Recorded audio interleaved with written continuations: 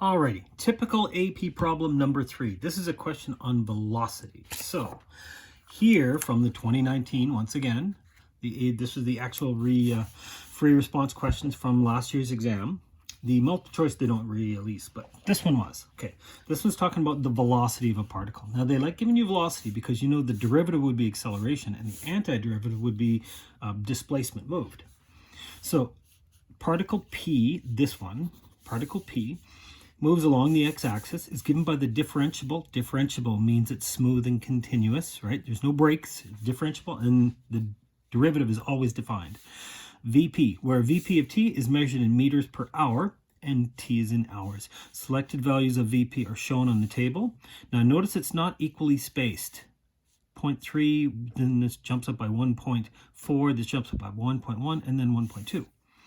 Okay, so selected values are shown. Particle P is at the origin at time 0. Okay, so we're starting at the origin. Okay, so it starts in the middle.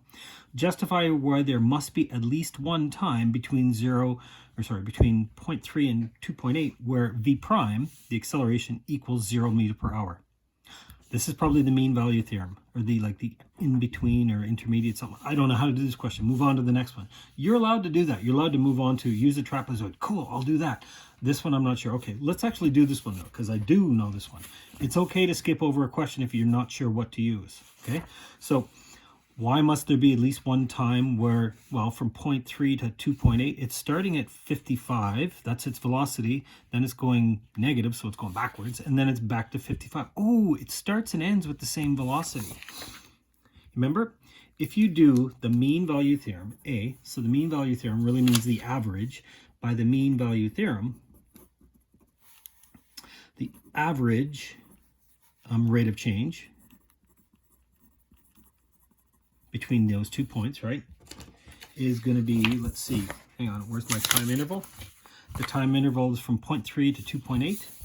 So it's going to be V of, well, let's go 2.8 minus V of 0.3 all over 2.8 minus 0.3. So in other words, this is going to be 55 minus 55 over 2.5, which is 0.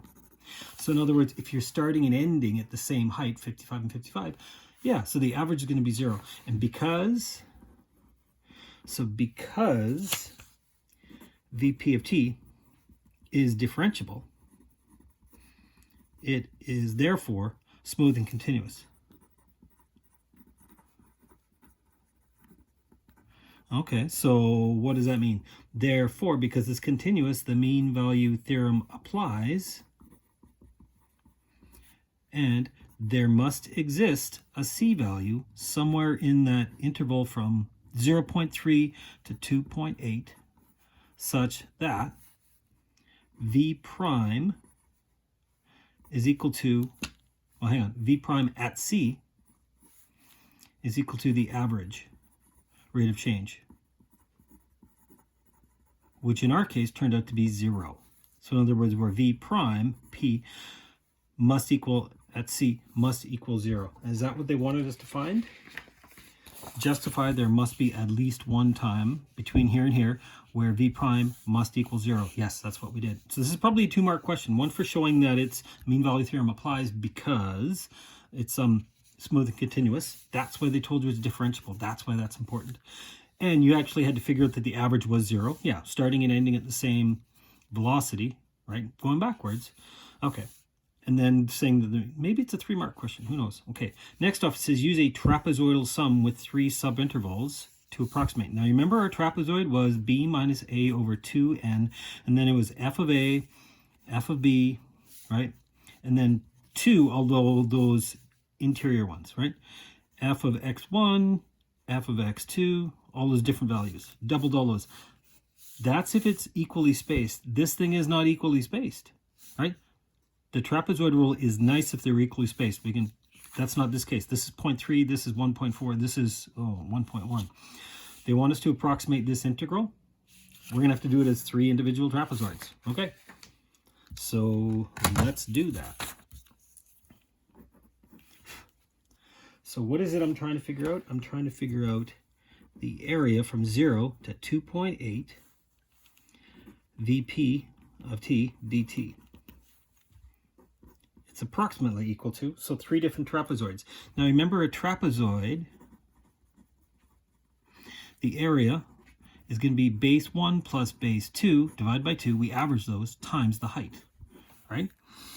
The base 1 and the base 2 are the two parallel. In other words, those are going to be the verticals. The height is actually the distance in between. So in our case, it's the width, right? If we're going to stand them vertically, the height is going to be the distance between these two. Okay, so let's see. I'm going from 0 to 0.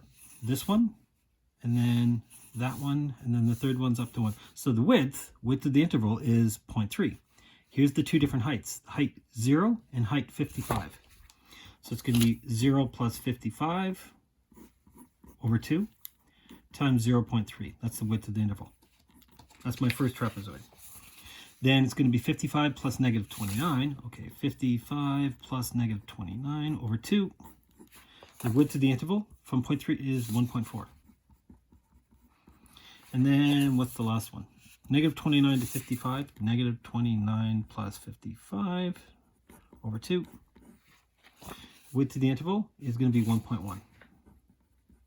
Okay, so you've shown these are 3 different trapezoids, right? You don't have to write this formula out. I'm showing you that because I remember it, but I don't know if you remember it. You probably remember the trapezoid rule where we doubled all those. Okay, but because they're not equally spaced, we're going to have to do it individually. Now, this is just a matter of, now I'm just plugging this into my calculator, right? Right, you don't have to show any work for these ones. 55 divided by 2 times 0.3, 8.25. 55 minus 29, divide that by 2, multiply that by 1.4, 18.2. And then the same thing. 55 minus 29, which is 26, divided by 2, which is 13. 13 times 1.1 is going to be 14.3, right? Let's add these all up. Okay, so plus 14.3 plus 8.75. Oh, sorry, 8.25. 2, subtract up 1. So it's going to be 40.75. Okay, so what is that? Did they ask us to explain what this is? Use a trapezoidal sum with the 3 subintervals to approximate this. Boom. Now the integral of velocity is distance. So this is the distance, well, displacement, because there's positives and negatives in it. It's not the distance, but it's from where it started to where it ended. Okay?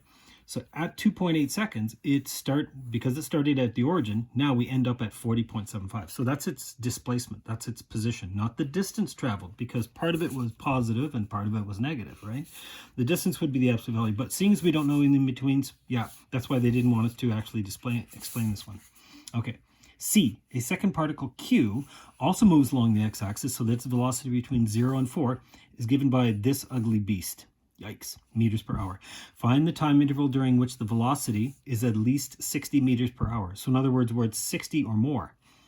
Find the distance traveled. Okay, so first off, I need to figure out this time interval. Then I'm going to do an integral for the distance traveled. So step 1, let's actually figure this thing out. So what is this? 45 times the square root of x times cos of 0.063 x squared.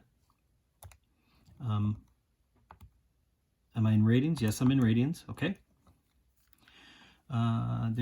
So find the time interval, and they're talking about from 0 to 4. So you know what? A standard or decimal window is probably going to be good. 0 to 4. They want to know where it's at least 60 or more. Okay, that's way off the screen. That's kind of useless, right? So, well, I only need to go from 0 to 4.7. I need to be more than 60. So let's do the maximum up to like 100. Okay, and I'll count by 10 at a time. Okay, that's a little bit more useful, right? I want to know where it's at least 60. So let's do a line at 60. Okay, so there's one endpoint and there's the other one. So let's actually figure out these intersections, right?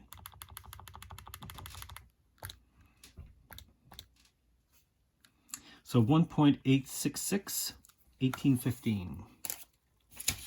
Okay, 1.866, 1815. So for C,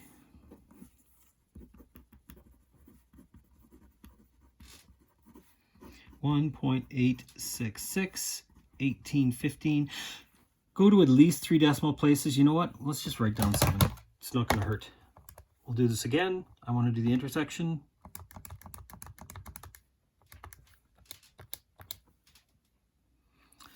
Okay, 3, 5, 19, 17, 44. 3.519, 1744. So there's my time interval. Hang on. Should I be including or not? Find the time interval where it is at least 60. So 60 or more, at least. So that would be equal to. You know what? It would be completely appropriate to include the interval here. Yes, you can go to 3 decimal places. So if you said 1.866 and 3.519, you're probably okay. You might as well go to more. I mean, nothing to lose here. Find the distance traveled by during this interval. Okay, so now I want to do the integral from that one to that one, where it's at least 60. Okay, so good thing I wrote down more than 3 decimal places, because now what I want to do is I want to do the area.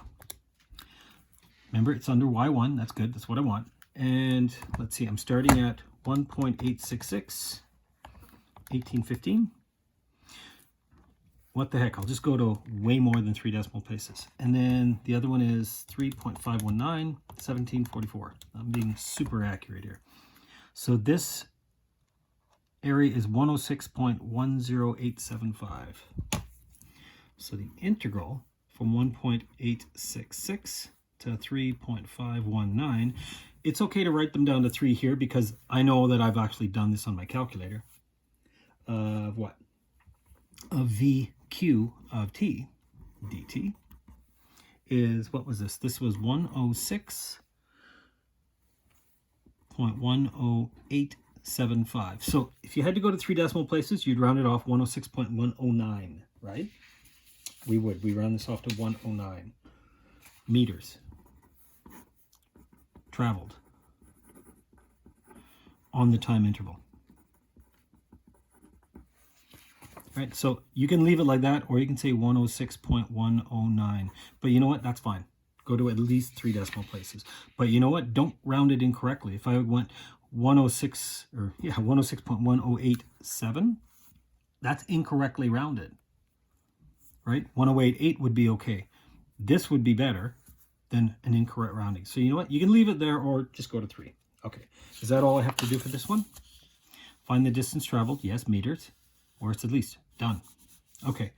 Last part. At time 0, particle Q starts at position -90. So we started at -90. P started at the origin, but Q started at -90, and then it made some distance. Use the result from part B. Oh yeah, what we did there. And the function VQ from part C, this one, approximate the distance between them. So you want to know where they end up at time 2.8. Now, B, right, P, particle P started at the origin, and we used a trapezoidal sum to figure out that this thing ended up at, where was it? It ended up at 40.75. So,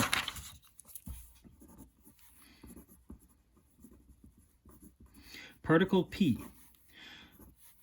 start, and at 2.8, it's at 40.75. That's its position.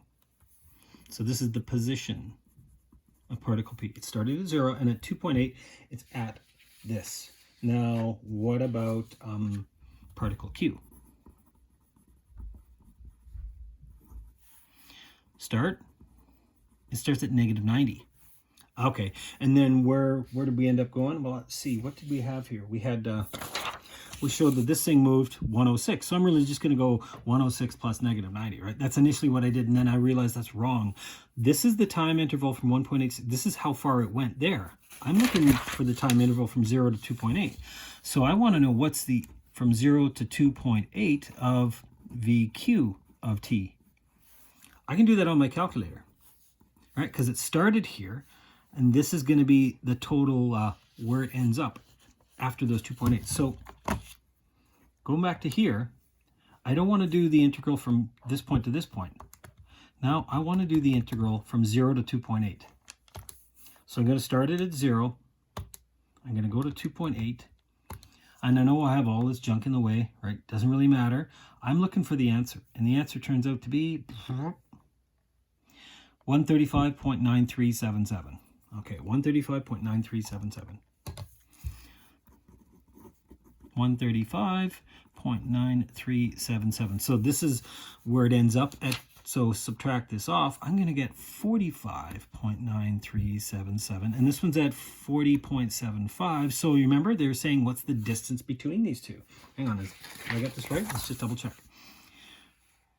Starts at negative 90. Using the result from B, find the approximate distance between particles at time 2.8. So I really want to know the distance. What's the difference between these two? So you know what? I can be exact. Get out of here. This was my last answer, 135 point whatever, right? Subtract off 90. So there we go. 45.937, blah, blah. Subtract off 40.75, which means they are 5.188.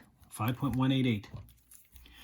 5.188 meters away from each other